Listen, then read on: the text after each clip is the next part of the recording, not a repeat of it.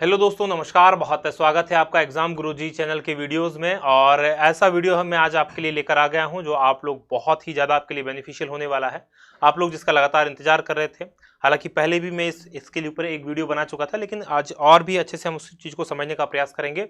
तो जैसा कि आप हमेशा करते हैं, इस वीडियो को अगर आपको पसंद आता है तो लाइक कर देना, और हाँ, शेयर करना मत भूला। जितने भी ज़्यादा से ज़्यादा लोगों के साथ आप शेयर कर सकते हैं, प्लीज़ शेयर कर दीजिए और लगातार हमारे साथ बने रहें। हम आज बात करेंगे मध्य प्रदेश के मानचित्रों का अध्ययन करेंगे, और करीब मैंने 19-20 आपके लिए मैप लेकर आया हूं। ये मैप आपको कहीं नहीं मिलेंगे। एग्जाम गुरुजी की टीम ने बैठकर इनको आपके लिए तैयार किया हुआ है। तो पूरे मध्य प्रदेश में ऐसे मैप आपको कहीं भी नहीं मिलेंगे, और इतने शानदार तरीके से तैयार किए हुए मैप आपको नहीं मिलने वाले हैं। ये हमारे पहला मैप आपके सामने आ गया है। अच्छा, मैपों की तरफ में आगे बढ़ने से पहले आप लोगों से निवेदन करूंगा। निवेदन क्या करूंगा? निवेदन ये करूंगा, अगर आपको ये वीडियो पसंद आया तो आपने लाइक शेयर कर दीजिएगा। साथ में ये जो मैप है, अगर आपको चाहिए, आप भी इनको प्राप्त करना चाहते हैं, तो मैंने आपके लिए क्या बनाई है, दो चीजें कंबाइन करके एक पीडीएफ बनाई हुई है। वहां से आप ये प्राप्त कर सकते हैं। ये पीडीएफ है मध्य प्रदेश के करंट अफेयर की। राइट, तो मध्य प्रदेश का करंट अफेयर भी इसमें आपको कंप्लीट मिल जाएगा, जनवरी से लेकर दिसंबर 2019 तक। 44 पेज के करीब ये पीडीएफ है, जिसमें हमने मंथ वाइज जनवरी 2019, फरवरी 2019, इस प्रकार से सारे करंट अफेयर के लिए आपके क्या बना दिया है, कंप्लीट एक पैकेज बना दिया है। राइट, और इसी में क्या ऐड कर दिया हमने आपके लिए, देख लेंगे नीचे तक आप। ये पूरी पीडीएफ है, ये आपको मिल जाएगी। और यहाँ पर देखेंगे, इसी के अंदर हमने देखे, यहाँ पर ये आप देखेंगे, ये हमने प्रमुख जो जितने भी आप पढ़ने वाले मैप हैं, वो सारे मैप आपको इसमें मिल जाएंगे। तो ये सारी चीज़ आप डाउनलोड कर पाएंगे, और इसके लिए एक लिंक नीचे डिस्क्रिप्शन में दी गई है। करीब 39 रुपये की ये पीडीएफ आपको मिल जाएगी। लिंक दी गई है इंस्टा मोजो की, तो वहाँ से जैसे ही आप पेमेंट करेंगे तो तुरंत डाउनलोड हो जाएगी। डिस्क्रिप्शन में वो लिंक दी गई है। राइट, चलिए, तो आप लोगों को ये प्रॉपर शो हो रहा है या नहीं हो रहा है, एक बार मुझे ये बता दो। अब आप लोगों को ये प्रॉपर शो हो रहा होगा। तो इस मैप को हम सबसे पहले देखेंगे। देखिए, इस मैप को मैंने क्या किया, यहाँ पर संकेत बना दिए हैं आपके बगल में समझने के लिए। संकेत क्या कर रहे हैं आपको, देखिए यहाँ पर आप देखेंगे तो जो इस प्रकार का बड़ा डॉट या बड़ा नाम दिख रहा है, जैसे रीवा आपको बड़ा नाम दिख रहा है। राइट, शहडोल बड़ा नाम दिख रहा है, सागर बड़ा सा डॉट लगा हुआ, भोपाल। तो ये आपके संभाग हैं। राइट, या संभाग मुख्यालय हैं। और अलग अलग कलर जो है, मध्य प्रदेश के अंदर 10 संभाग हैं। 10 संभागों को अलग अलग कलर में हमने डिफाइन किया हुआ है।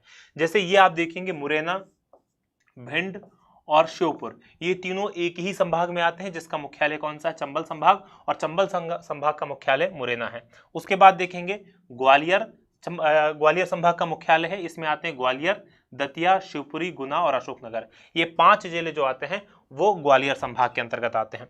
फिर आप इस तरफ बढ़ जाएंगे तो रेड कलर जैसे जो आसपास सारे जिले आपको दिखाई दे रहे हैं, जैसे आपको देखेंगे उज्जैन संभाग ये है। उज्जैन संभाग के अंतर्गत 7 जिले आते हैं।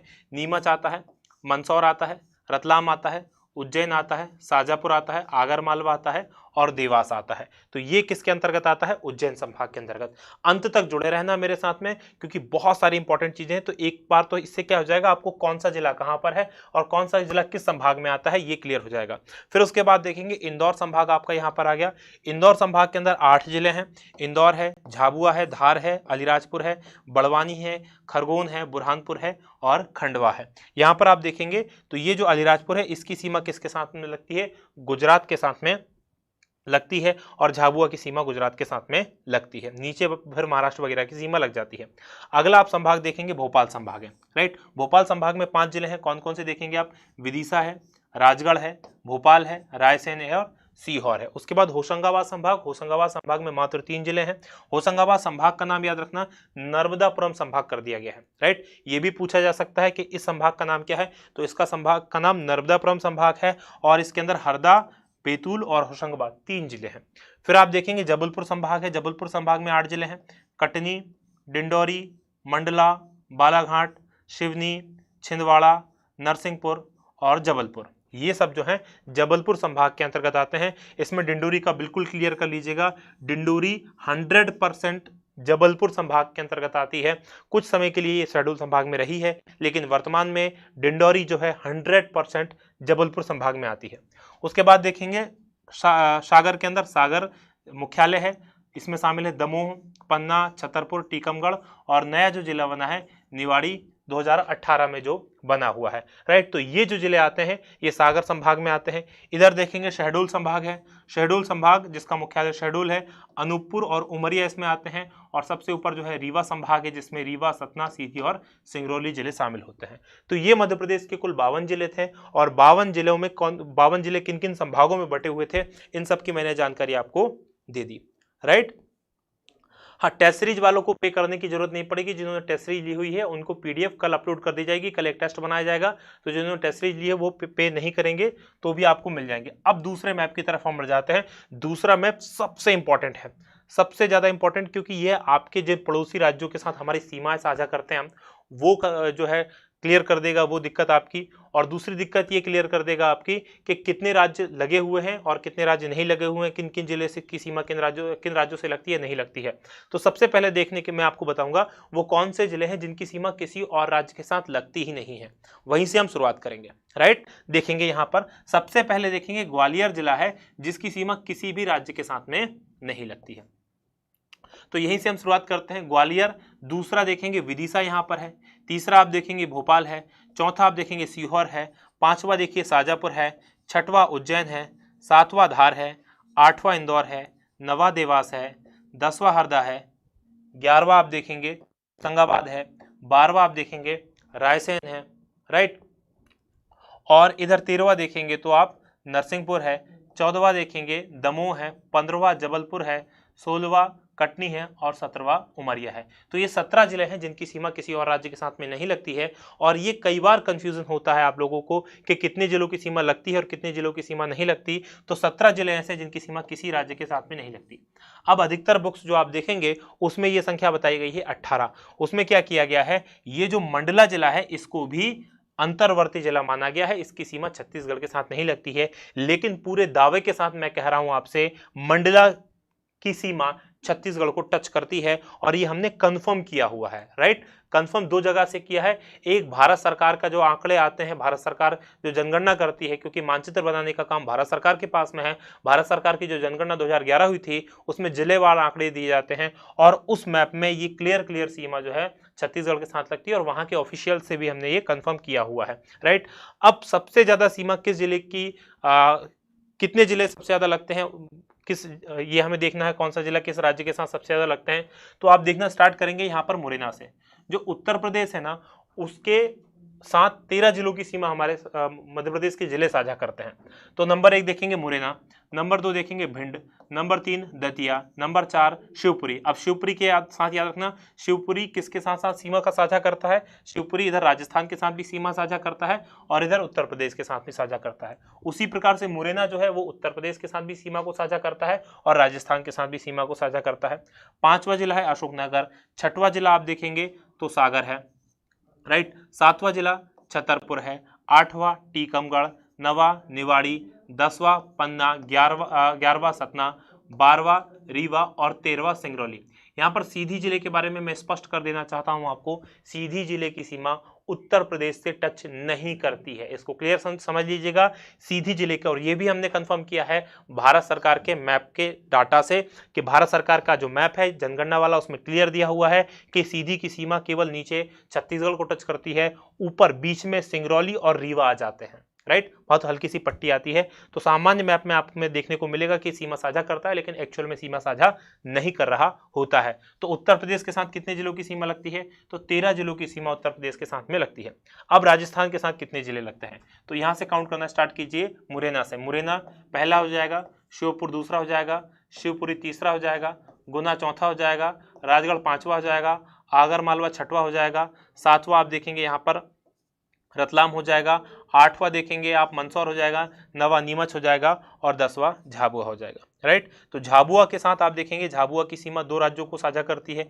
इधर झाबुआ की सीमा लगती है राजस्थान के साथ में भी और इधर गुजरात के साथ में भी। तो 10 जिलों की सीमा किसके साथ में लगती है, राजस्थान के साथ में लगती है। अब पढ़ेंगे हम गुजरात की तरफ। गुजरात से सबसे कम जिलों की सीमा लगती है 2 जिले, एक झाबुआ और दूसरा अलीराजपुर, राइट। अलीराजपुर के बाद नीचे सीमा लग जाती है महाराष्ट्र की। तो महाराष्ट्र के साथ कितने जिलों की सीमा लगती है, तो 9 जिले हैं। इधर से देखना आप चालू करो तो सबसे पहले देखेंगे अलीराजपुर तो पहला जिला है, उसके बाद दूसरा जिला बड़वानी, तीसरा खरगोन, चौथा बुरहानपुर, 5वां खंडवा, 6वां बैतूल, 7वां छिंदवाड़ा, 8वां सिवनी, 9वां बालाघाट। तो ये 9 जिले हैं जिनकी सीमा किसके साथ में लगती है, महाराष्ट्र के साथ में लगती है। फिर बालाघाट की सीमा 2 राज्यों से लगती है, महाराष्ट्र से भी लगेगी और छत्तीसगढ़ से भी लगेगी। ये वीडियो को शेयर करो, 1000 लोग कम से कम लाइव होना चाहिए, क्योंकि ऐसा मैप पूरे मध्य प्रदेश में आपको और कहीं नहीं मिलने वाला है, कोई भी आपको नहीं देने वाला है। चलिए, बालाघाट के बाद हम देखेंगे तो छत्तीसगढ़ के साथ जो सीमा साझा करने वाले जिले हैं वो 7 जिले हैं। ये बिल्कुल क्लियर है, 7 ही हैं, 6 नहीं है, क्योंकि मंडला की सीमा भी छत्तीसगढ़ के साथ में लगती है। तो बालाघाट पहला हो जाएगा, मंडला दूसरा हो जाएगा, डिंडौरी तीसरा हो जाएगा, चौथा अनूपपुर हो जाएगा, 5वां शहडोल हो जाएगा, 6वां सीधी हो जाएगा और 7वां सिंगरौली हो जाएगा। अब कई लोग इसको कैसे काउंट कर लेते हैं, गलती करते हैं कि मेरे पास फ़ोन भी आते हैं कि सर ये तो आपने गड़बड़ बता दिया, क्योंकि 13 जिले तो उत्तर प्रदेश के साथ लग रहे हैं, 10 जिले जो हैं राजस्थान के साथ लग रहे हैं, तो 13, 10, 23 बोल देंगे। महाराष्ट्र के साथ 9 लग रहे हैं तो 23 और फिर 9 उसमें जोड़ देंगे, राइट। तो 23 और 9 जोड़ दिया तो ये 32 हो जाएगा। फिर 7 छत्तीसगढ़ के साथ लग रहे हैं, तो ऐसे टोटल इनकी संख्या को काउंट कर लेंगे। फिर बोलेंगे साहब अंतर्वर्ती जिले हो तो ये तो 35 हो नहीं रहे। तो आपको समझना चाहिए कि कुछ जिले ऐसे हैं जिनकी 2 राज्यों के साथ सीमा लगती है, जैसे सिंगरौली 2 राज्यों के साथ सीमा साझा करता है, बालाघाट दो राज्यों के साथ में सीमा लगती है इसकी। इधर देखेंगे शिवपुरी 2 राज्यों के साथ में, मुरैना 2 राज्यों के साथ में सीमा लगती है, झाबुआ अलीराजपुर 2 राज्यों के साथ में सीमा लगती है। तो ये आपको थोड़ा सा इस प्रकार से समझना पड़ेगा, राइट। चलिए, हाँ, सागर यूपी के साथ लगता है, मैंने काउंट किया हुआ है, 6वां। चलिए आगे बढ़ते हैं। ये मैप आपको, मुझे उम्मीद है कि समझ में आ गया होगा। अब अगले मैप की तरफ बढ़ते हैं। अगला मैप जो हमारा है वो भौगोलिक स्थिति को लेकर है। भौगोलिक स्थिति बहुत इंपॉर्टेंट है। देखिए, सबसे पहले तो इस भारत वाले मैप को देखिए। भारत वाले मैप में आप देख रहे होंगे कि यहां पर मैंने क्या किया हुआ है। सबसे पहले कर्क रेखा को मैंने यहां पर बनाया हुआ है, तो यहां पर आप कर्क रेखा देखेंगे। तो कर्क रेखा को आप देखेंगे तो आपको समझ में आ जाएगा कि कर्क रेखा भारत के बिल्कुल सेंटर से होकर जाती है और भारत के 8 राज्यों से होकर गुजरती है। कौन कौन से? यहां गुजरात से सबसे पहले पहुंचती है, तो गुजरात नंबर 1 पर है। उसके बाद दूसरे नंबर पर पहुंचेगी राजस्थान, तीसरे नंबर पर मध्य प्रदेश, चौथे नंबर पर आप देखेंगे छत्तीसगढ़, ये छत्तीसगढ़ है, 5वें नंबर पर ये झारखंड है, 6वें नंबर पर आप देखेंगे पश्चिम बंगाल है, 7वें नंबर पर ये त्रिपुरा है और 8वें नंबर पर ये मिजोरम है। तो 8 राज्यों से होकर जो सीमा हमारे यहाँ गुजरती है, कौन सी? कर्क रेखा। कर्क रेखा मध्य प्रदेश के बिल्कुल सेंटर से होकर गुजरती है। एक तो ये चीज आपको समझ में आनी चाहिए। दूसरी इंपॉर्टेंट चीज, अब मध्य प्रदेश के मैप को आप देखें। मध्य प्रदेश के 14 जिलों से होकर यह सीमा गुजरती है। कौन कौन से 14 जिले हैं कर्क रेखा? 23.5 डिग्री की देख लेना, 23.5 डिग्री, 23 सही 1/2, 23.5 डिग्री की ये जो है उत्तरी अक्षांश रेखा है। ये भी आपका नाम पता होना चाहिए इसको। तो सबसे पहले देखेंगे तो ये रतलाम, रतलाम के बाद देखेंगे उज्जैन, के बाद आगरमालवा, आगरमालवा के बाद राजगढ़, उसके बाद सीहोर, फिर भोपाल, 7वीं विदिशा, 8वां रायसेन, 9वां सागर, 10वां दमोह, 11वां जबलपुर, 12वां कटनी, 13वां उमरिया और 14वां शहडोल। तो ये जो जिले हैं जिनके साथ जिस 23.5 डिग्री की कर्क रेखा जो है होकर गुजरती है, तो मध्य प्रदेश के 14 जिले और भारत के 8 राज्य। तो ये दूसरी चीज जो आप इसको याद रखेंगे। अब एक और चीज आपसे पूछी जाती है, सबसे पूर्वी, सबसे पश्चिमी, सबसे उत्तरी, सबसे और दक्षिणी, इस प्रकार के जिले पूछ लिए जाते हैं। तो पूरब, पश्चिम, उत्तर, दक्षिण के लिए सबसे पहले एक याद रखो, कोई भी मैप देखो तो नॉर्थ हमेशा सबसे ऊपर में होता है। यहाँ पर भी आप दिखाई देता है इस प्रकार का निशान, तो ये बता रहा होता है कि नॉर्थ जो होता है वो सबसे ऊपर होता है।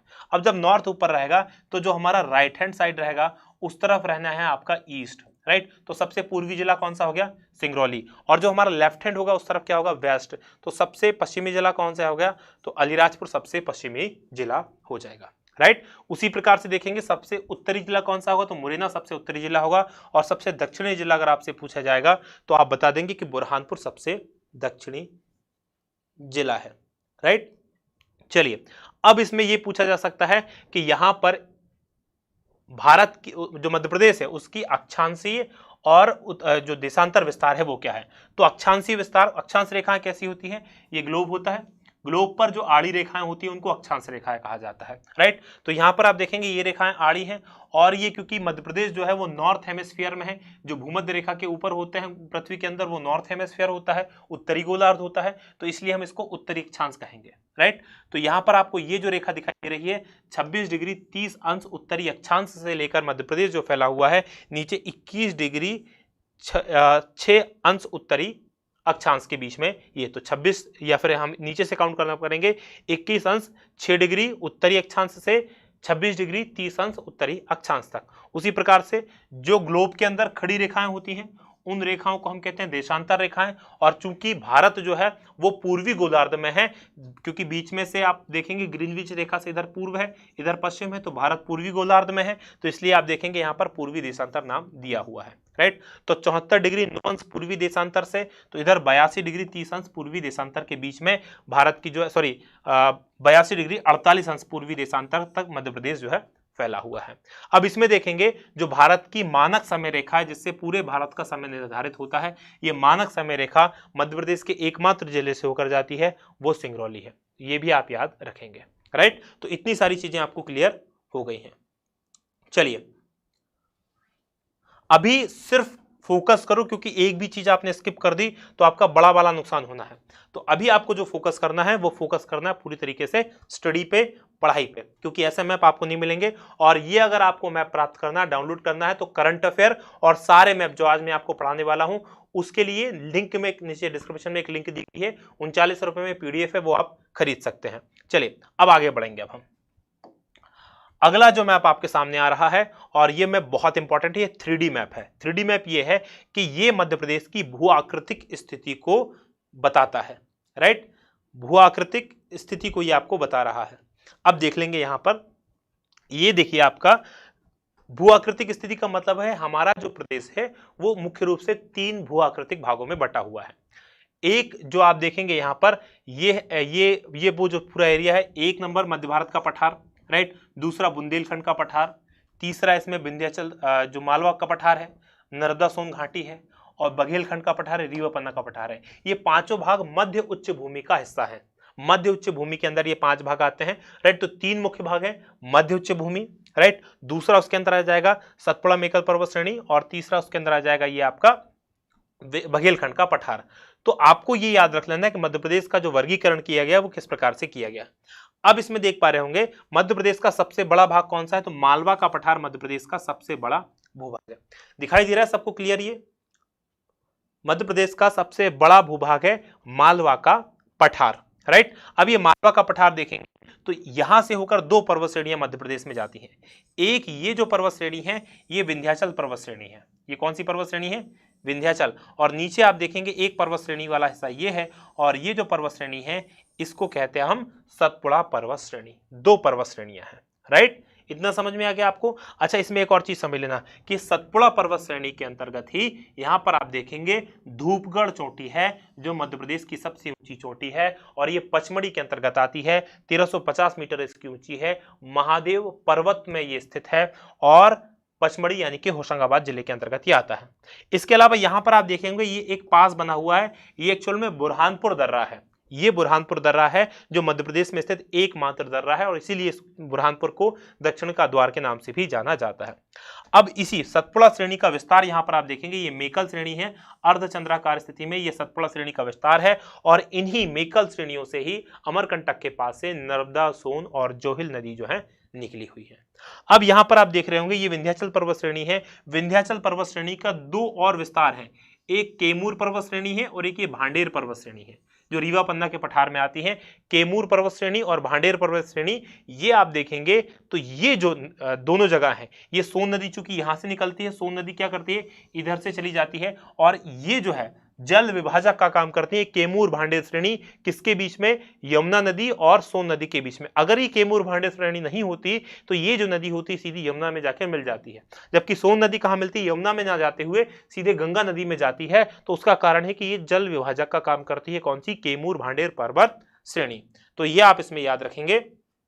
राइट, तो मुझे उम्मीद है आप लोगों को सारा ये मैप क्लियर हो गया होगा। ये मध्य भारत का पठार है, याद रखना। फिर से आपको नाम बता देता हूं, ये मध्य भारत का पठार है। यहां पर आप देखेंगे ये बुंदेलखंड का पठार है। मध्य प्रदेश पूरा पठारी भाग है। राइट, ये आप याद रख लेंगे। ये रीवा पन्ना का कगारी प्रदेश भी कहा जाता है, रीवा पन्ना का पठार कहा जाता है। ये मालवा का पठार है, और ये नर्मदा सोन घाटी सबसे निचला स्थान अगर मध्य प्रदेश का है तो ये नर्मदा सोन घाटी, और इन 5 भागों को मिलाकर मध्य उच्च भूमि के अंतर्गत ये आते हैं।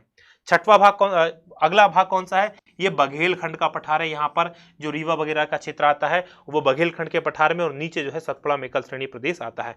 तो ये 3D मैप है। इसमें मुझे उम्मीद है आप लोगों को अच्छे से समझ में आ गया हूं। राइट, चलिए आगे बढ़ जाते हैं। अगला मैप आपके सामने आ रहा है, ध्यान से देखिए, एक से बढ़ के एक मैप मैंने आपके लिए तैयार किए हैं, ये सब आप प्राप्त भी कर सकते हैं। ये अपवाह तंत्र का मैप है, ध्यान से देख लीजिएगा, क्योंकि आपको नदियों का मैप मिल जाएगा, अपवाह तंत्र का मैप कई बार आपको नहीं मिल पाता है। अब नदियों के मैप में और अपवाह तंत्र के मैप में अंतर क्या है, इसको मैं आपको बता देता हूं। देखिए, एक जो नदी होती है और वो नदी जो समुद्र में जाकर मिलती है, तो उस समुद्र में जाने वाली नदियों से बहुत सारी नदियां आकर मिल जाती हैं। तो जो मुख्य नदी होती है, उस नदी में जो नदियां अपना पानी लेकर जाती हैं, तो उस नदी को या उस नदी के नाम से उसका अपवाह तंत्र जाना जाता है। जैसे हम समझ ले उदाहरण के लिए, यहां पर गंगा नदी है, राइट, यहां पर आप देखेंगे तो ये जो है गंगा नदी है, जहां पर आगे जाके यमुना नदी भी कहां मिल जाती है, गंगा नदी में जाकर मिल जाती है। अब आप देख रहे होंगे कि मध्य प्रदेश में कोई गंगा नदी है क्या, बिल्कुल नहीं बहती मध्य प्रदेश में गंगा नदी। लेकिन मध्य प्रदेश के उत्तर में जितनी भी नदियां हैं, जैसे आप देखेंगे सोन नदी, टोंस नदी और ये केन नदी, इधर बेतवा, सिंध, पार्वती, काली सिंध, चंबल वगैरह, ये सारी नदियां अपना पानी या तो यमुना में डाल रही हैं, या टोंस और सोन नदी है तो वो सीधी गंगा में जाके मिल रही है। तो अल्टीमेटली मध्य प्रदेश का अधिकतर हिस्से का पानी कहां जा रहा है, गंगा नदी में जा रहा है। तो मध्य प्रदेश का सबसे बड़ा अगर अपवाह तंत्र आपसे पूछा जाए तो गंगा यमुना अपवाह तंत्र या गंगा अपवाह तंत्र, आप इसमें आंसर लगाएंगे, राइट। तो यह आपको बता देना है कि मध्य प्रदेश का सबसे बड़ा अपवाह तंत्र गंगा का अपवाह तंत्र है। अब सबसे छोटा भी पूछा जा सकता है, तो यहां पर देखेंगे माही नदी।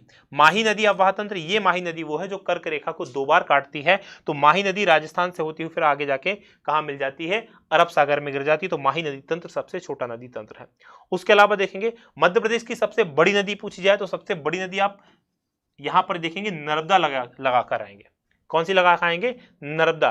क्यों, क्योंकि सबसे बड़ी नदी नर्मदा है, लेकिन सबसे बड़ा नदी तंत्र गंगा नदी तंत्र है। समझ में आ गया क्यों मैं ऐसा बोल रहा हूं, ये इसलिए बोल रहा हूं क्योंकि यहां पर आप देखेंगे कि यहां पर जो मध्य प्रदेश की जो यमुना नदी है, यमुना नदी की एक बड़ी सहायक नदी है चंबल नदी, राइट। चंबल नदी आप देखेंगे तो इसमें काली सिंध जाके चंबल में मिल जाती है, पार्वती नदी जाके चंबल में मिल जाती है, सिंध नदी जाके चंबल में मिल जाती है, बेतवा नदी जाके चंबल में मिल जाती है, उसके अलावा केन नदी जाके चंबल में मिल जाती है। लेकिन टोंस और नदी और ये सोन नदी जो है वो कहाँ जाके मिलेंगी, गंगा में जाके मिल जाएंगी। तो ये सारा पानी मध्य प्रदेश का कहाँ जा रहा है, गंगा नदी में जा रहा है, और गंगा नदी के थ्रू कहाँ जा रहा है, समुद्र में जाकर अल्टीमेटली मिल रहा है। अब कुछ परियोजना है, उन परियोजनाओं के नाम मैं बता देता हूं, कहां कहां पर कौन कौन सी परियोजना है। एक सबसे पहले याद रखेंगे बरगी परियोजना, किस नदी पर है, तो नाम देख लो, नर्मदा नदी पर बनी हुई है बरगी परियोजना। दूसरी परियोजना आप देखेंगे तवा परियोजना, यहां पर तवा नदी पर स्थित है, तवा परियोजना। तीसरी आप देखेंगे इंदिरा सागर परियोजना, इंदिरा सागर परियोजना, जिसके बारे में मैंने अभी आपको करंट अफेयर में बताया था कि यहां पर फ्लोटिंग तैरता हुआ सोलर प्लांट लगाने वाली है भारत मध्य प्रदेश सरकार, राइट। अब देख लेंगे इसके बाद में ओंकारेश्वर परियोजना है उसी के आगे, और महेश्वर परियोजना। परियोजना का मतलब ये होता है कि यहाँ पर बांध बनाए गए हैं जिनके 2 काम होते हैं, एक सिंचाई के लिए और एक जो होता है बिजली बनाने के लिए, राइट। अब देखेंगे इसी पर आगे मान परियोजना है जो मान नदी पर बनी हुई है, और हथनी नदी पर बनी हुई है जोबट परियोजना। अब इधर देखेंगे चंबल नदी पर परियोजना है जो बहुत इंपॉर्टेंट है, मध्य प्रदेश की सबसे पहली परियोजना गांधी सागर परियोजना, जो कि यहां पर आप देखेंगे ये चंबल नदी पर बनी हुई है मंदसौर के अंदर, राइट। उसके बाद राणा प्रताप सागर परियोजना, ये कहां पर है, ये राजस्थान में है। और जवाहर परियोजना, ये भी कहां पर, राजस्थान में है। और ये तीनों राजस्थान एंड एमपी, इनकी ये सहायक परियोजना है। यहां पर आप देखेंगे बेतवा नदी पर राजघाट परियोजना है, यूपी और मध्य प्रदेश की ये सहायक परियोजना है। और इधर बाणसागर परियोजना है जो सोन नदी पर बनी हुई है। तो आपको ये याद रखना है कि कौन सी नदी पर कौन सी परियोजना बनी हुई है, राइट। चलिए आगे बढ़ जाते हैं। अगला मैप आपके सामने आ रहा है, मुझे उम्मीद है आप लोगों के सारे मैप्स क्लियर हो रहे होंगे। आप लोगों को प्राप्त करना है तो ये मैप प्राप्त आप कर सकते हैं। मैंने आप लोगों को क्या दी है, एक डिस्क्रिप्शन में लिंक दी है, वहां पर करंट अफेयर भी पूरा मिल जाएगा आपको, और ये मैप भी सारे मिल जाएंगे। अब है अगला जलवायु प्रदेश का मैप। जलवायु प्रदेश बहुत इंपॉर्टेंट है, चूंकि मध्य प्रदेश से होकर बीच में से आप देखेंगे कर्क रेखा गुजरती है, राइट। मध्य प्रदेश के बिल्कुल सेंटर से होकर कर्क रेखा जाती है। तो कर्क रेखा के कारण क्या हो जाता है कि सूरज यहां पर एक बार क्या चमक रहा होता है, सीधा चमक रहा होता है। अब मध्य प्रदेश को आप देखेंगे कि किन किन जलवायु प्रदेशों में बांटा गया है। यहां पर आपके सामने 4 जलवायु प्रदेश आपको दिख रहे हैं। एक उत्तर के मैदान के नाम से जलवायु प्रदेश है। तो ये जो रेड कलर का जितना भी आपको दिखाई दे रहा है ये उत्तर का मैदान है, और यहां पर जो जलवायु पाई जाती है वो महाद्वीपीय प्रकार की जलवायु। आपको ये भले ही याद ना रखें महाद्वीपीय प्रकार की है नहीं, लेकिन ये याद रखना है कि यहां पर गर्मी भी ज्यादा पड़ती है और ठंडी भी ज्यादा पड़ती है, यानी सूरज भी ज्यादा चमकता है और ठंड भी करारी वाली पड़ती है, राइट। तो ये देख लेंगे उत्तर के मैदान की ये पोजीशन है। अब देखेंगे मालवा का पठार। मालवा का पठार सबसे प्यारा पठार है, ये सम जलवायु वाला क्षेत्र है, ना तो ज्यादा गर्मी है ना ज्यादा ठंड है। यहां पर आप देखेंगे ना ज्यादा गर्मी ना ज्यादा ठंड, सामान्य गर्मी या सामान्य ठंड, ये कौन सा है, मालवा के पठार की विशेषता है। अगला विंध्य का पठार, यहां पर भी ना ज्यादा गर्मी पड़ती है ना ज्यादा ठंड पड़ती है। विंध्य का पहाड़ी क्षेत्र भी इसी प्रकार का है। लेकिन जो नर्मदा घाटी है यहां पर गर्मी तो ज्यादा पड़ती है लेकिन ठंड सामान्य पड़ती है, यह आपको याद रखना है, गर्मी ज्यादा ठंड सामान्य, और इस प्रकार से आप इसको हम पूरा बांट लेंगे, राइट। समझ में आ गया आपको ये पूरा ये वाला मैप? मुझे उम्मीद है आप लोगों को अच्छे से समझ में आ गया हो।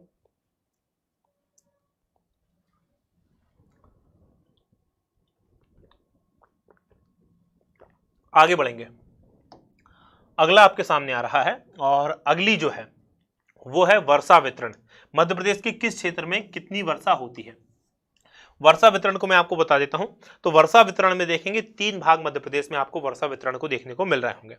सबसे ज्यादा वर्षा अगर आपको दिखाई दे रही होगी तो वो इस भाग में दिखाई दे रही होगी, ये औसत से अधिक वर्षा वाला भाग है। अब अगर मैप में आपने थोड़ा सा ध्यान दिया हो, थोड़ी समय पहले तो मैंने आपको बताया था ये वाला जो एरिया है, ये वाला जो क्षेत्र है वो पहाड़ी एरिया है, राइट। सतपुड़ा मेकल पर्वत श्रेणी वाला एरिया है, ये पूरा के पूरा जो क्षेत्र है सतपुड़ा मेकल पर्वत श्रेणी वाला हिस्सा है, और यही कारण है कि इस क्षेत्र में सबसे ज्यादा वर्षा होती है। 2 सिस्टम से हमारे यहाँ वर्षा होती है, अरब सागर का एक सिस्टम आता है और एक बंगाल की खाड़ी का सिस्टम आता है। बंगाल की खाड़ी से ज्यादा वर्षा होती है, यहीं पर वो आपको ये देखना है। अब देखेंगे औसत से अधिक वर्षा वाला क्षेत्र, इसमें भी ये पचमढ़ी के आसपास का जो क्षेत्र है जहां पर सबसे ज्यादा वर्षा होती है, 125 से लेकर 150 सेंटीमीटर के बीच में वर्षा होती है। तो मध्य प्रदेश में सबसे ज्यादा वर्षा अगर आपसे पूछी जाए तो वो इसी क्षेत्र में होगी, और इसका सीधा सीधा संबंध, इस वर्षा का सीधा सीधा संबंध अगले मैप में मैं आपको वन पढ़ाऊंगा तो वनों से सीधा सीधा देखने को मिल जाएगा, राइट। तो औसत से अधिक वर्षा वाला क्षेत्र है ये 100 से लेकर 125 सेंटीमीटर। औसत वर्षा वाला क्षेत्र ये वाला जो है, यहाँ पर औसत वर्षा होती है 75 से लेकर 100 सेंटीमीटर, और ये सबसे कम वर्षा वाला क्षेत्र है 50 से लेकर 75 सेंटीमीटर। तो आपको याद रखना है कि मध्य प्रदेश के किस क्षेत्र में कैसी वर्षा होती है, और इसका सीधा सीधा संबंध अभी आपको देखने को मिलेगा जब मैं आपको मैप 1 पढ़ाऊंगा। 1 देख लीजिए, उसमें आपको पल्ले पड़ जाएगी कि जहां पर ज्यादा वर्षा है वहां पर वन कैसे हैं, सघन वन है। दिखाई दे रहा है आपको, ज्यादा वर्षा सघन वन, कम वर्षा या मध्यम वर्षा मध्यम वन, सबसे कम वर्षा अल्प वन। क्योंकि वन जो होते हैं वो बारिश के कारण ही होते हैं, क्योंकि अगर समय पे पानी नहीं मिलेगा तो वन भी इसी प्रकार के होंगे। जैसे आप देखेंगे ये वाला जहां अल्प वर्षा वाला क्षेत्र था, यहाँ पर किस प्रकार के वृक्ष होंगे जो पानी जिनको कम चाहिए होता, बबूल, पलास, आम, महुआ, नीम, इस प्रकार के वृक्ष होंगे जिनको पानी कम चाहिए होगा। और सघन वन में कैसे मिलेंगे आपको, सागौन, शीशम, साल, बीजा, हर्रा, बहेड़ा, जिनको पानी ज्यादा चाहिए होगा, राइट। इसके अलावा मध्यम वन क्षेत्र में तेंदुपत्ता, खेर, सागौन, इस प्रकार के वन आपको देखने को मिलेंगे। अब एक और प्रश्न इसमें आता है कि मध्य प्रदेश में सबसे ज्यादा कौन से वन पाए जाते हैं, तो आप याद रखिएगा सागौन के वन मध्य प्रदेश में सबसे ज्यादा पाए जाते हैं, और उसके बाद साल के वन पाए जाते हैं। तो साल और सागौन, ये 2 चीज आप याद रख लेंगे, राइट। चलिए, वीडियो को यहां पर इतना समझ में आ गया। तो इसका संबंध अगर पिछले वाले से आप देखोगे, सीधा सीधा इसका संबंध किससे है, ये वाला देख लो, तो आप इससे सीधा सीधा वर्षा से इसका संबंध आप जोड़ पाओगे कि जहां ज्यादा वर्षा है वहां ज्यादा क्या है, वन है, राइट। चलिए आगे बढ़ जाते हैं। अगला मैप आपके सामने आ रहा है, और ये मैप जो है भौगोलिक आधार पर वनों का वर्गीकरण, भौगोलिक आधार पर भी वनों का वर्गीकरण किया गया है। मैं आपको बता देता हूं किस प्रकार से किया गया है। तो ये जो आपको दिखाई दे रहा है यहाँ पर, ये उष्ण कटिबंधीय अर्धपर्णपाती वन है। देखिए मध्य प्रदेश के अंदर जितने भी वन आपको देखने को मिलेंगे सब उष्ण कटिबंध में है, उष्ण कटिबंध, उष्ण कटिबंध, राइट। तो उष्ण कटिबंध, लेकिन फिर उनमें कुछ वन ऐसे हैं जो पर्णपाती होते हैं। पर्णपाती मतलब पत्ता गिरा देना, पर्ण मतलब पत्ता, पाती मतलब गिरा देना, तो जो अपने पत्ते गिरा देते हैं ऐसे वन है, राइट। तो यहां पर आप देखेंगे उष्ण कटिबंधीय पर्णपाती वन यहां पर पाए जाते हैं जो गर्मी के मौसम में अपने पत्ते गिरा देते हैं। यहां पर भी कौन से, एक तो ये वाले क्षेत्र में पाए जाते हैं और एक ये वाले क्षेत्र में पाए जाते हैं। दूसरे उष्ण कटिबंधीय अर्धपर्णपाती बंध, अर्धपर्णपाती बंध का मतलब ये होता है आधे पत्ते गिरा देते हैं आधे पत्ते रख लेते हैं। देखिए जो पेड़ पौधे होते हैं वो हमसे समझदार होते हैं। जब उनको लगता है हमारे पास आय कम है तो अपनी आवश्यकताएं वो कम कर लेते हैं। हम जैसे मूर्ख नहीं होती, कर्जा ले लेके और तमाम प्रकार की चीजों को कर कुरा के अपना काम चलाते हैं। ये क्या करते हैं, इनको पता चल गया अपने पास क्या है, पानी कम है, गर्मी का मौसम आ गया, पानी कम, अपने पत्ते गिरा दो। क्योंकि पत्ता जो होता है वो क्या कर रहा होता है, जो प्रकाश संश्लेषण की क्रिया कर रहा होता है और उसके थ्रू पानी को बाहर छोड़ रहा होता है। पत्ते कम होंगे, प्रकाश संश्लेषण की क्रिया कम होगी, अपन सर्वाइव कर जाएंगे, बारिश में फिर खूब अपन मजे करेंगे। तो ये जो है पानी का सीधा सीधा संबंध इन वनों के साथ में होता है। इसीलिए हमारे यहाँ सदाबहार वन नहीं पाए जाते। भारत में सदाबहार वन कहाँ देखने को मिलेंगे, वो मिलेंगे आपको पश्चिमी घाट पर, राइट। तो ये आपको क्लियर हो गया। जो पर्णपाती वन है, तो ये जो है शुष्क पर्णपाती, ये पूरी तरह से शुष्क है।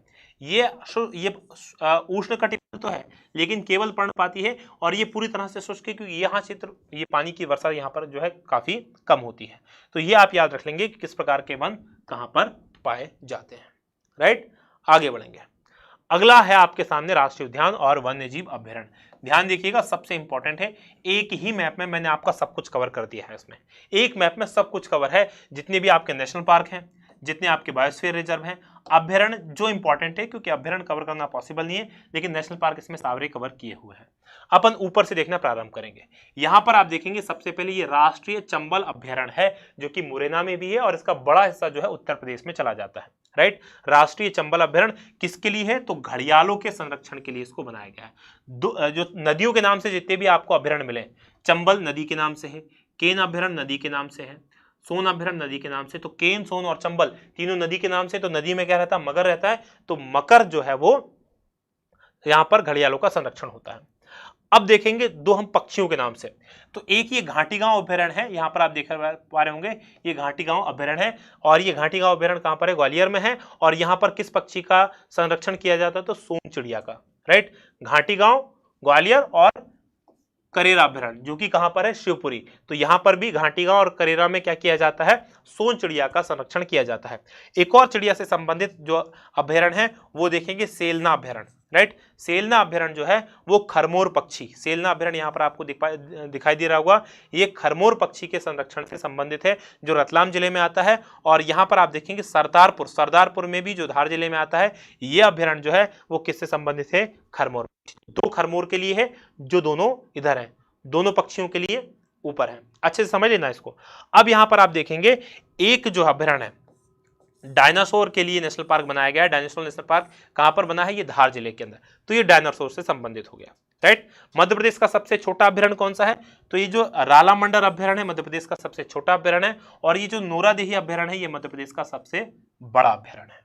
तो अब हमने ये सारे अभ्यारण्य, इसके अलावा ये गांधी सागर अभ्यारण्य यहाँ पर, ये हमने सारे अभ्यारण्य कवर कर लिए। अब हम देखेंगे नेशनल पार्क को। नेशनल पार्क देखिए, सबसे पहले ये पालपुर कूनो नेशनल पार्क जो है, ये पालपुर कूनो नेशनल पार्क आपको याद रखना है। अच्छा, यहाँ पर मैं आपको बता देना चाहता हूँ, ये रातापानी अभ्यारण्य बाघ अभ्यारण्य नहीं है, टाइगर रिजर्व में इसको शामिल नहीं किया है, क्योंकि मध्य प्रदेश शासन ने इसका अभी तक नोटिफिकेशन नहीं निकाला था। कई सारी किताबों में आपको यही मिलेगा, बाद में क्लियर हुआ कि रातापानी अभ्यारण्य अभी तक टाइगर रिजर्व में शामिल नहीं है। इसको अच्छे से सुन लीजिएगा, राइट। चलिए अब देखेंगे, जिनका डाउनलोड नहीं हो रहा है, पीडीएफ क्रैश हो रही है, उनके लिए पेमेंट लिंक मैंने दे दी है डिस्क्रिप्शन में, वहां से 39 रुपए का पेमेंट कीजिए। ये सारे मैप्स 20 मैप है करीब, और पूरा करंट अफेयर आपको उसमें उपलब्ध मैंने करवा दिया गया है, राइट। चलिए अब आगे बढ़ जाते हैं। आगे बढ़ेंगे, अब हम देखेंगे पन्ना, ये जो आपका है पालपुर कूनो नेशनल पार्क, ये गिर के शेरों के लिए, तो इसलिए मैंने देखा यहाँ पर शेर का निशान बनाया हुआ। तो गिर के शेर, गिर जंगल कहां पर है, गुजरात के अंदर। इसके अलावा माधव नेशनल पार्क यहां पर है। यहां पर आप देखेंगे वन विहार नेशनल पार्क यहां पर है। इसके अलावा ये आप देखेंगे सतपुड़ा नेशनल पार्क यहां पर है, पेंच नेशनल पार्क है। तो सतपुड़ा, पेंच, ये क्या है, प्रोजेक्ट टाइगर में शामिल है। सतपुड़ा, पेंच, यहाँ पर आप देखेंगे कान्हा किसली, जो मध्य प्रदेश का पहला और सबसे बड़ा और सबसे प्रथम मध्य प्रदेश का जो नेशनल पार्क था, वो भी टाइगर प्रोजेक्ट टाइगर में शामिल है। बांधवगढ़ नेशनल पार्क, ये भी प्रोजेक्ट टाइगर में शामिल है, राइट। पन्ना नेशनल पार्क, ये भी प्रोजेक्ट टाइगर में शामिल है। और संजय नेशनल पार्क, ये भी प्रोजेक्ट टाइगर में शामिल है। तो आप देख पा रहे होंगे कि ये जो है 1 2 3 4 5 और 6 नेशनल पार्क हैं जो मध्य प्रदेश के किस में है, प्रोजेक्ट टाइगर में शामिल है। रातापानी शामिल नहीं है। इसको आप अच्छे से क्लियर कर लेना। सबसे छोटा नेशनल पार्क आपसे पूछा जा सकता है, तो ये जो है मंडला जिले के अंदर, सॉरी डिंडोरी जिले के अंदर नेशनल पार्क है। ये मध्य प्रदेश का सबसे छोटा नेशनल पार्क है, फॉसिल नेशनल पार्क। अब आपको ये ध्यान रखना है कि मध्य प्रदेश के अंदर 3 बायोस्फीयर रिजर्व है। कौन कौन से 3 बायोस्फीयर रिजर्व है? सबसे पहला और सबसे पुराना जो बायोस्फीयर रिजर्व है वो पचमढ़ी बायोस्फीयर रिजर्व है, जो यहाँ पर आप देख पा रहे होंगे, राइट। तो पचमढ़ी बायोस्फीयर रिजर्व भी है, वहां पर नेशनल पार्क भी सतपुड़ा और पचमढ़ी अभ्यारण्य भी है, right. Satpura national park, Pachmarhi biosphere reserve और पचमढ़ी में अभ्यारण्य, तो ये तीनों चीजें यहाँ पर हैं। सबसे पुराना है 1999 का और इसको यूनेस्को ने भी मान्यता दी हुई है। दूसरा उसके बाद 2005 का आता है अचानक मार। अचानक मार का कुछ हिस्सा छत्तीसगढ़ के अंतर्गत आ जाता है, तो ये आपको याद रखना है अचानक मार कहाँ है, और इसको भी यूनेस्को ने मान्यता दी हुई है। और तीसरा है पन्ना बायोस्फीयर रिजर्व, जो 2011 में बना है, इसको अभी यूनेस्को ने मान्यता नहीं दी हुई है। तो मुझे उम्मीद है आप लोगों को ये पूरा अच्छे से मैप समझ में आ गया होगा, कहाँ कहाँ पर नेशनल पार्क है और कहाँ कहाँ पर नेशनल पार्क नहीं है, राइट। चलिए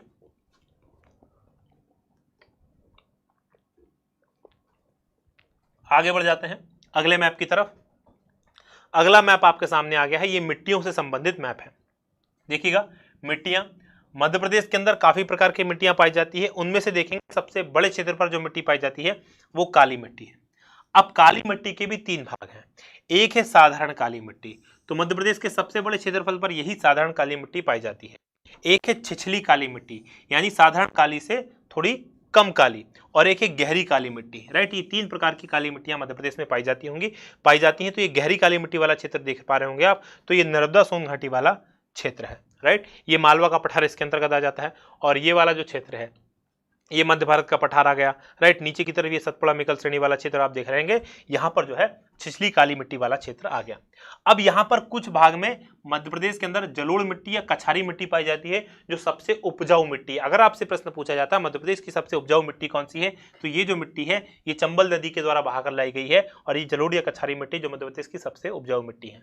यहाँ पर मिश्रित मिट्टी पाई जाती है, और इस क्षेत्र में लाल पीली मिट्टी, और यहाँ पर 2 जिले हैं, बालाघाट और सिवनी छिंदवाड़ा का कुछ हिस्सा, जहां पर लेटेराइट मिट्टी आपको देखने को मिलेगी और कहीं लेटेराइट मिट्टी आपको देखने को नहीं मिलेगी, राइट। तो ये भी आपको देख लेना है, समझ लेना है कि कहां पर कौन कौन सी मिट्टियां पाई जाती हैं। इस मैप को भी आंखों में बसा लो। अगला मैप आपके सामने आ रहा है, ये कृषि विभाग के द्वारा, याद रखना कृषि विभाग ने क्या किया है, मध्य प्रदेश को कुछ कृषि प्रदेशों में बांटा है। उन कृषि प्रदेशों को हम समझेंगे। प्रश्न ये बन सकता है कि मध्य प्रदेश के द्वारा कृषि विभाग के द्वारा कितने कृषि प्रदेशों में बांटा गया, तो आप देखेंगे उत्तर में ज्वार गेहूं का प्रदेश तो पहला भाग हो गया, दूसरा पश्चिम में काली मिट्टी का कपास वाला प्रदेश, ये दूसरा भाग हो गया, तीसरा आप देखेंगे मध्य में गेहूं का मालवा प्रदेश, चौथा चावल गेहूं का प्रदेश, और पांचवा संपूर्ण पूर्वी मध्य प्रदेश का चावल प्रदेश। तो ये 5 भागों में कृषि विभाग के द्वारा कृषि के आधार पर कि कौन कौन सी फसल किस क्षेत्र में लगाई जाती है उसके आधार पर बांटा गया है।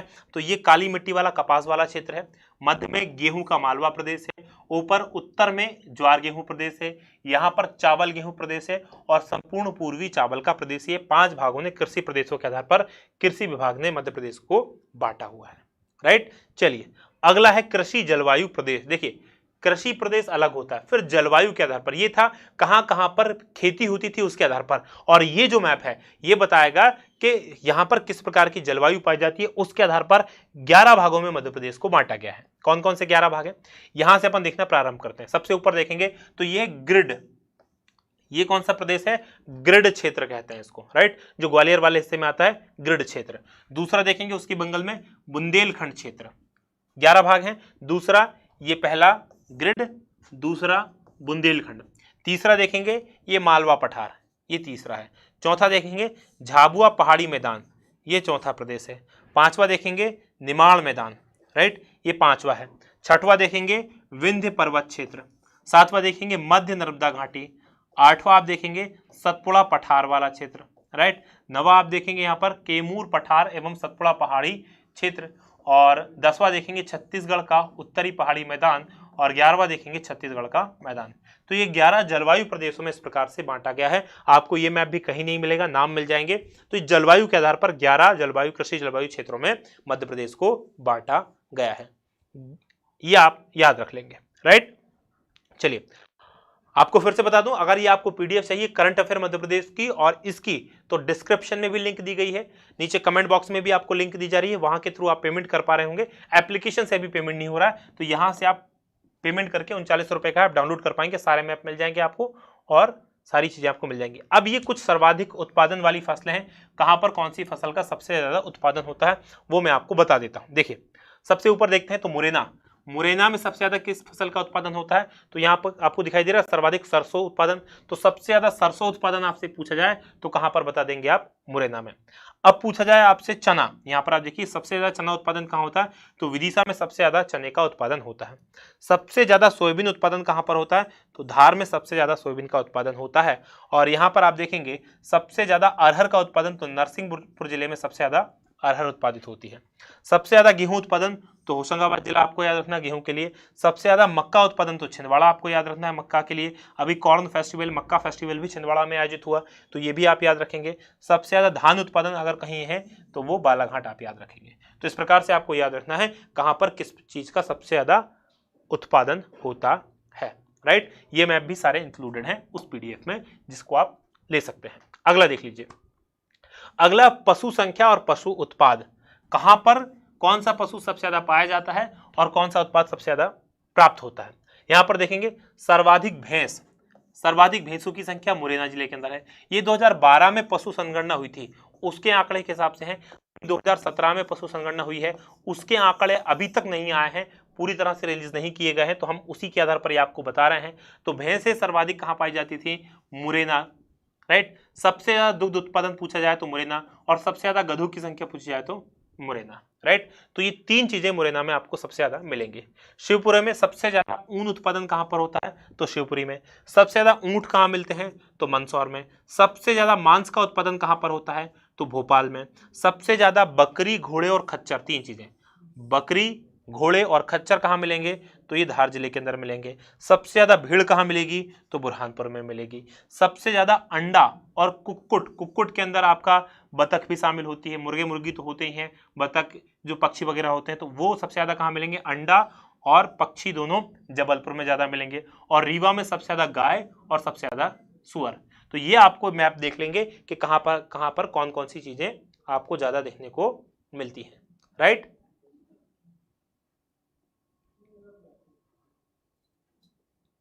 समझ में आ रहा आपको?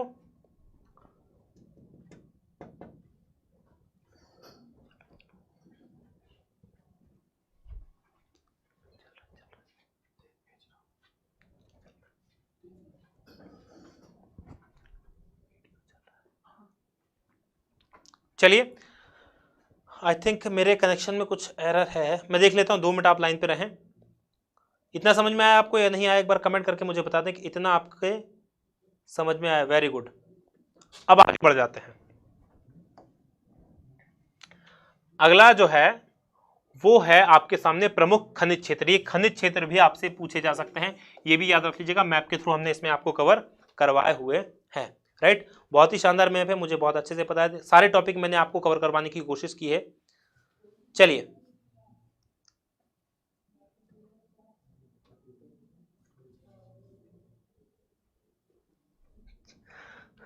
कुछ बच्चे बोल रहे हैं उन्हें घर पे गधा बोलते हैं। भाई सब गधे हैं दुनिया में, लेकिन अपना गधा सबको प्यारा होता है, ये याद रखना। चलिए, अब यहाँ पर हम देखेंगे मध्य प्रदेश के प्रमुख खनिज क्षेत्र, कहाँ पर कौन से खनिज पाए जाते हैं। अगर इस मैप को ध्यान से देखेंगे तो आपको मध्य प्रदेश के 2 हिस्सों में अगर आप बांटेंगे, ये मध्य प्रदेश का पूर्वी हिस्सा है और ये मध्य प्रदेश का पश्चिमी हिस्सा है, तो आप देखेंगे पूर्वी हिस्से में अधिकतर जितने भी आपको खनिज देखने को मिलेंगे ये सब पूर्वी हिस्से में देखने को मिलेंगे। पश्चिमी हिस्से में कम खनिज आपको देखने को मिलते हैं, राइट। तो ज्यादा खनिज किधर देखने को मिलेंगे आपको, पूर्वी हिस्से में। कम खनिज कहां पर देखने को मिलेंगे, पश्चिमी हिस्से में, राइट। अब यहां पर आप देखेंगे तो ये आंकड़े मैं आपको बता देता हूं कहां पर कौन कौन से खनिज। तो चीनी मिट्टी का क्षेत्र जो है मेनली तो कहां पाया जाता है आपका, एक तो ग्वालियर के अंदर, दूसरा चीनी मिट्टी वाला क्षेत्र कहां पर है, जबलपुर में है, और तीसरा चीनी मिट्टी वाला क्षेत्र कहां पर है, रीवा में। तो 3 जगह मेनली चीनी मिट्टी मिलती है। अब अगर स्लेट पूछा जाए, स्लेट का क्षेत्र, तो ये कहां पर है, मंदसौर के अंदर। रॉक फास्फेट के 3 क्षेत्र हैं, झाबुआ, दूसरा सागर और तीसरा छतरपुर। झाबुआ, सागर और छतरपुर, ये रॉक फास्फेट के लिए है। यूरेनियम भी हाल ही में मिला था, ये कहां पर मिला था हमें, छतरपुर में, यूरेनियम क्षेत्र। हीरा क्षेत्र कहां पर है, मेनली पन्ना, कुछ हिस्सा सतना में आता है और ये छिंदवाड़ा तक एक पूरी प्लेट जाती है। तो मेनली तो पन्ना से भी उत्पादन हो रहा है, लेकिन आपको ये सतना का भी कुछ हिस्सा इसमें है और कुछ हिस्सा इसमें छतरपुर में भी पाए जाते हैं। गेरू देखेंगे तो सतना में सबसे ज्यादा मिलेगा। चूना क्षेत्र आपको देखने को मिलेगा, कटनी वाला क्षेत्र जो है वो चूना नगरी भी कटनी को कहा जाता है, इसीलिए सबसे ज्यादा यहाँ पर क्या देखने को मिलेगा आपको, यहाँ पर सीमेंट के कारखाने हैं। कोयला क्षेत्र देखेंगे तो 3 कोयला क्षेत्र है मेनली। एक कोयला क्षेत्र यहाँ पर है, ये कोयला क्षेत्र सिंगरौली में है, जहाँ पर जिसको ऊर्जा राजधानी कहा जाता है, बेड़न वाला हिस्सा। एक कोयला क्षेत्र जो है सोहागपुर में है, और तीसरा कोयला क्षेत्र देखेंगे तो ये वाला कोयला क्षेत्र जिसको सतपुड़ा कोयला क्षेत्र के नाम से जानते हैं, बैतूल होशंगाबाद वाले क्षेत्र में, बैतूल होशंगाबाद और ये आपका छिंदवाड़ा वाली जगह पर, राइट। टंगस्टन कहां पर मिलेगा आपको, टंगस्टन अगरगांव में मिलेगा होशंगाबाद से। अब ये बैतूल बड़ा इंपॉर्टेंट है, बैतूल के अंदर ऐसे ऐसे मिलते हैं जैसे पेडमियम, प्लेटिनम, वेनेडियम और ग्रेफाइट, ये कहां मिलेंगे, सब बैतूल में आपको मिलेंगे। मैग्नीज के लिए सबसे इंपॉर्टेंट आपको याद रखना है, तांबा कहां पर है, तांबा वाला बालाघाट याद रखेंगे, और मैग्नीज के लिए भी बालाघाट, तो दोनों चीज के लिए आप बालाघाट याद रखेंगे, राइट। अब देख लेते हैं, ये आपके सामने मुझे उम्मीद है कि क्लियर हो गया होगा कहां कहां पर कौन कौन से मैप, ये मैप में मैंने आपको बता दिया कौन कौन से खनिज कहां मिलते हैं। अगला मैप देख लीजिए, अगला जो मैप है आपके सामने, और ये है जनजातियां और उनके वितरण से संबंधित कुछ प्रमुख जनजातियां हैं जो विशेष क्षेत्रों में पाई जाती हैं। जैसे शिवपुरी में आपसे ये पूछ लिया जाता है सहरिया जनजाति का, देखिए 3 जनजातियां जो हैं वो विशेष पिछड़ी जनजातियां घोषित की गई हैं, भारिया, बेगा और सहरिया। सहरिया जनजाति का जो क्षेत्र है मध्य प्रदेश के ऊपरी हिस्से में यानी नॉर्थ में पाई जाएंगी। श्योपुर तो मेन क्षेत्र है, उसके आसपास का जो क्षेत्र आप पूछ ले, शिवपुरी, गुना, मुरैना, भिंड, ग्वालियर, ये वाला जो क्षेत्र है यहाँ पर सहरिया जनजाति पाई जाती है, राइट। अब देखेंगे भील जनजाति वाला क्षेत्र, ये वाला जो क्षेत्र है ये भील जनजाति से संबंधित है, जो मध्य प्रदेश का पश्चिमी हिस्सा है। मेनली अलीराजपुर, धार, झाबुआ, बड़वानी, खरगोन, खंडवा और बुरहानपुर। यहाँ पर और भी जनजाति है, लेकिन यहाँ पर जो सबसे बड़ी जनजाति है वो भील है। भारत की भी मध्य प्रदेश की भी सबसे बड़ी जनजाति कौन सी है, भील है, आप याद रखेंगे। लेकिन जनजाति समूह आपसे पूछा जाएगा तो वो गौड़ जनजाति समूह मध्य प्रदेश का सबसे बड़ा जनजाति समूह है। अब यहाँ पर भी देखेंगे, इसमें से सबसे ज्यादा जनजाति वाला जिला कौन सा है, धार में सबसे ज्यादा जनजाति पाई जाती है, और सबसे ज्यादा जनजाति प्रतिशत वाला जिला कौन सा है, तो अलीराजपुर सबसे बड़ा जनजाति प्रतिशत वाला जिला है, ये आप याद रख लेंगे, राइट। इसके अलावा देखेंगे कोरकू जनजाति, तो कोरकू जनजाति का सबसे जो मेन क्षेत्र है वो होशंगाबाद और बैतूल है। वहीं भारिया जनजाति छिंदवाड़ा और सिवनी में, और बेगा जनजाति मंडला और बालाघाट में। जबकि आपसे पूछा है पनिका जनजाति के बारे में, तो पनिका जनजाति जो है ये कौन सी जनजाति, पनिका ये कबीरपंथी होते हैं, राइट। तो सीधी, शहडोल ये वाला क्षेत्र है, राइट।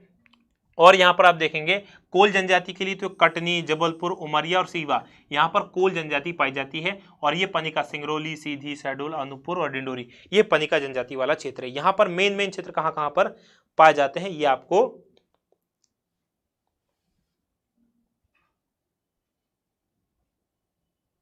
चलिए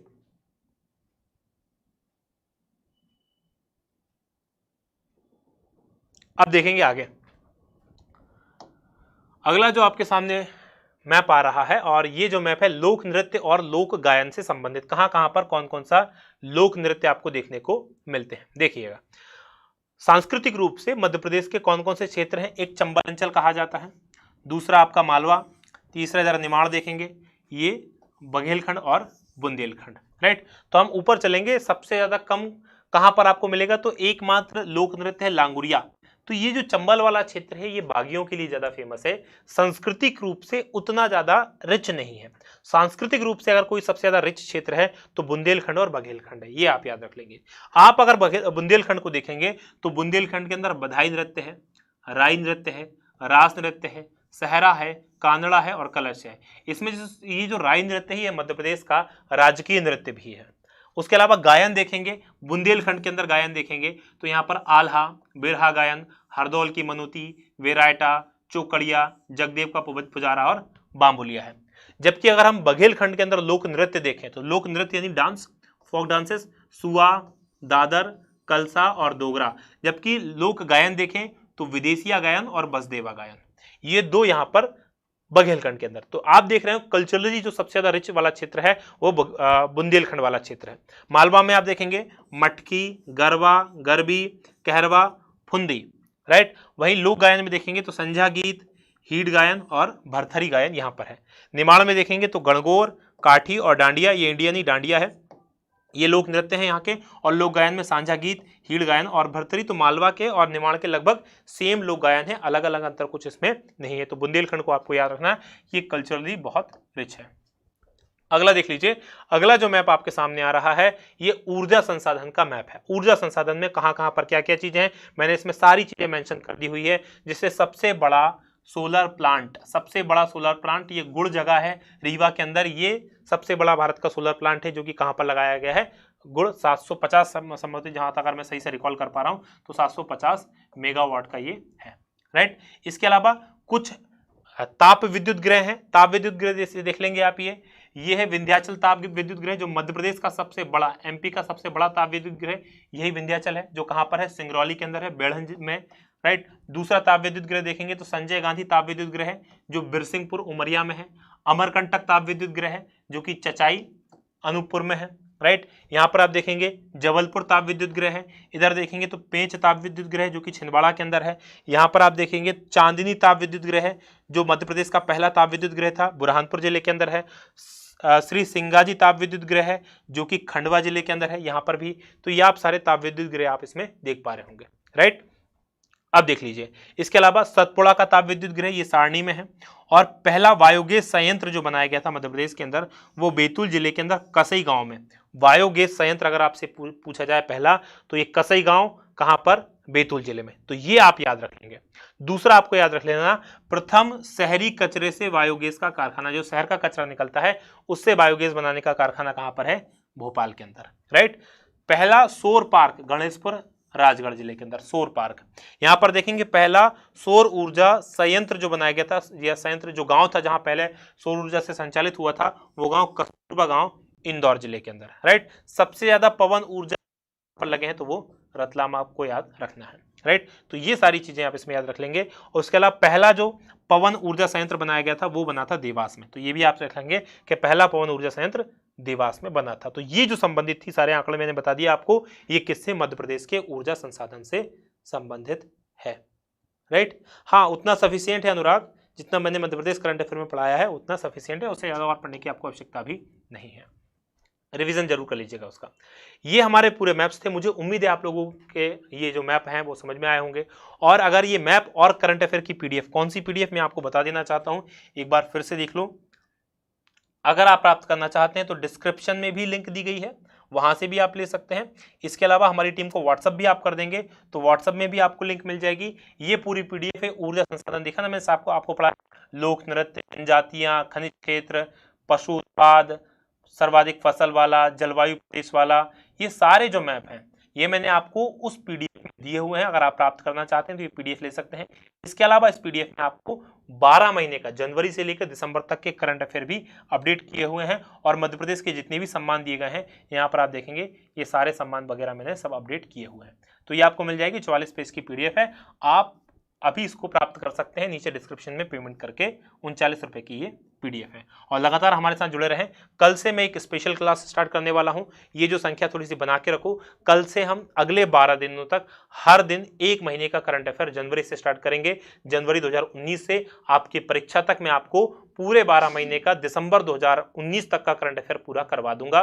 तो ये संख्या जो 1000 की संख्या ये बनी रहेगी। तो इसी प्रकार मैं आपको और करंट अफेयर दूंगा और सारी चीजें हम कोशिश कर रहे हैं आपको बेहतर से बेहतर चीजें दे पाएं, कोशिश कर रहे हैं अच्छे से अच्छा कंटेंट दे पाएं। वीडियो को शेयर करो, पसंद आया हो तो लाइक करो, राइट।